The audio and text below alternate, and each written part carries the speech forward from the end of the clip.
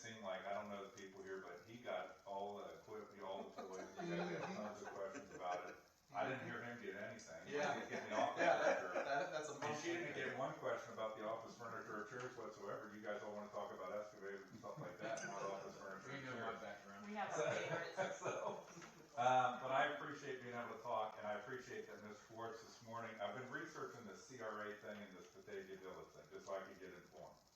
And I went out and I think I've determined that neither you nor the village put your meetings online after the fact. Maybe I'm missing something, but I think that would be a good thing. I think at this point in 2024, every government entity should have its meetings available to listen to online after the fact. But I was out there looking to see if I could listen to your meetings, and I saw the meeting tonight, and I sent a note to Ms. Schwartz, hey, where's the agenda, where's this, where's that? And she responded immediately, so I appreciate that. Chris, let me Yes, sir. stop you for 1 second. I think Jennifer would like your ad. Oh, 444 Woodward Court, Cincinnati, Ohio, Union Township. And my name is Christopher Hicks, and I normally know to say that all the time before, but you didn't. Nobody told me to. Plus, you guys never gave the speech that says you're not going to respond to anything that somebody says, so I appreciate that also. Hey, I'm always, if you look at me, I'm always, whenever I see a mob yelling or crabbing or bitching and moaning, I assume that, hey, they could be right, but they could be wrong also. I'm generally take a counter position to any mob. That's kind of where I come from. If there's a bunch of people all together yelling and screaming, I'm assuming and they're whipping up stuff. And so I started researching this CRA thing, and I saw, I was unfortunately not able to go to that meeting at the village last week because I was doing something else. And I saw the news stories, and I thought, boy, this looks like kind of a mob thing. And I heard things on there, and I read your post on September 16th. I don't think your post was bad, but I thought it also led to support some of the things that people were saying. I personally don't think people buying 250 to 500K houses are bad people. I don't think they're likely to be illegal immigrants. I don't think they represent safety issues for the school district. And I've heard people say those kind of things. And I think both you and the village elected officials should tamp down such rhetoric that's false, that is not productive, and is not, I don't think, moves anybody forward. So when I started looking into this, the one thing I want to focus on, because I haven't got that far digging into it, but the CRA thing, I was unfamiliar with CRAs. I'm familiar with TIFs. I live in Union Township. I'm very familiar with TIFs. And I heard reporters saying things, and I understand, I think everybody knows they're saying the CRA is not a TIF, and you guys can correct me if I said something wrong. So on a CRA, the increase in land value is taxable and generates taxes out of the increase in land value. It does not on the house value on those. So I looked into this property, and I believe that currently it's generating less than $5,000 a year for the schools. And with that development, whether the development is right or wrong, I don't know enough about it, but it would generate over $300,000 a year for the schools with that development there, incremental to what they're getting today. And so when people say there's no, or unfunded, or I can't remember the words you guys used in your post, but it would lead somebody to believe that this is happening and then schools get no money. And I think the school system has reinforced that, and I think that's not true. So I think, so for my analysis, the CRA would generate over $300K annually in incremental school revenue. And then another thing that gets left out is that probably, and I don't know about the Batavia district because it's a little bit different, but probably about 60% of the funds for each incremental student don't come from property taxes, they come from the state. So when you add incremental students, so by my calculation, the schools would be getting somewhere between 80 and 90% of the value per student based on the state amount and the increase in real property taxes that's collected on the increase in property. That's my understanding from the research I did. Sometimes I'm wrong.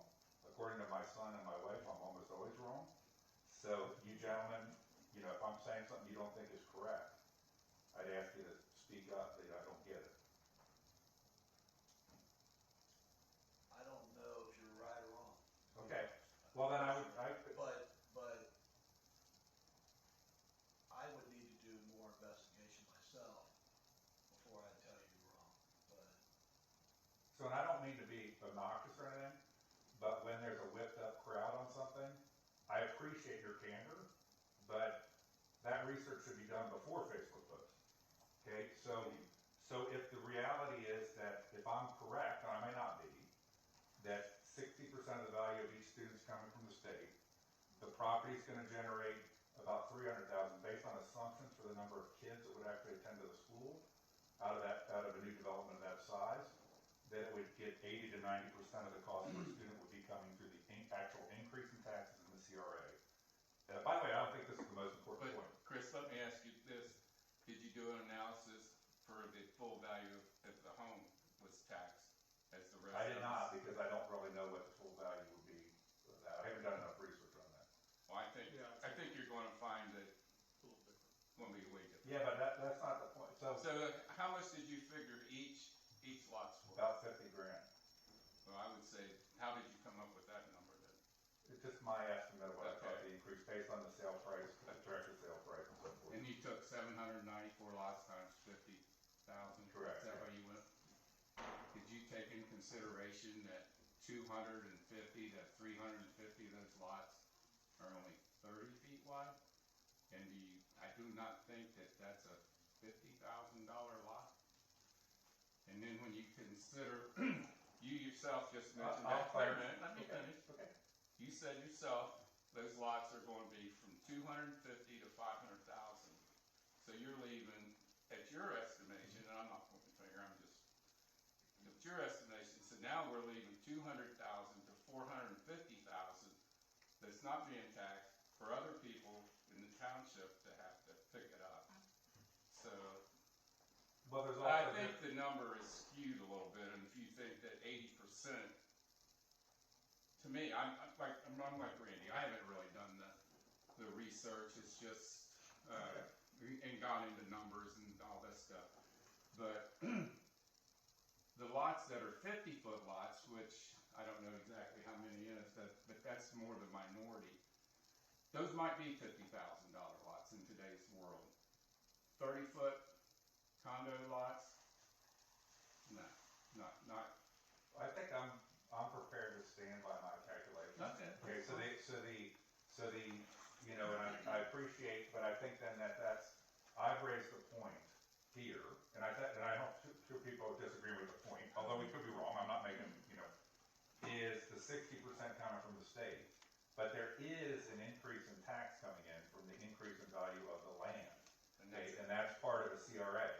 So we're starting to then debate how much is that, how much is the increase, but to lead people to believe that there's no increase or that people are that the schools aren't getting any money, that is a false narrative, and I think that should be tamped down. But this is actually the main point. I don't want to take up too much time, because I think the other thing is the last time I dug into the CRA thing, I wasn't familiar with CRAs, I'm familiar with TIFs. You know, CRAs, the last legislative change to CRAs was in December of 2022, in a stub session of the House and the Senate. It was Senate Bill 33, that is to put the current CRA structure in place, which really didn't radically change it as far as it expanded it for who could use it and so forth within there. But what floors me is that was co-sponsored by Senator Terry Johnson. Okay? It was supported by our entire legislative delegation, including Adam Byrd and at the time Brett Baldridge voted for it. They all were for, and Terry Johnson was. So my point is, it's good. It bothers me a lot when I then hear people in the legislative delegation acting like it's some shock that somebody's doing something when it's legislation they support. You know, and it's dishonest. I don't think that they foreseen the way that it was going to be enacted. Well, if they're not competent as legislators to know what they're voting on, then that's on them. But I don't disagree with you. Okay. But here's the key point I wanted to come back to, and then I'll finish because I don't want to waste your time. Is I think I've heard other references to other CRAs, not just this village CRA. Okay, and it's an incentive been put in place. I think $250,000 to $500,000 homes, people need them. Okay, there's a demand for it. There's a and they're not bad people. They're not going to illegal immigrants or whatever the heck people go claim on TV. That are going to come into these things. But one of the things I think that could be more productive than this and social media posts and mob scenes at a meeting would be to go to the legislative delegation and say, if you in the House and Senate thought it was a good idea to provide this kind of incentive, which what it's supposed to do is lower the property taxes for the owner for a 15-year period, to have an impact, a positive impact on them. Not, we can debate then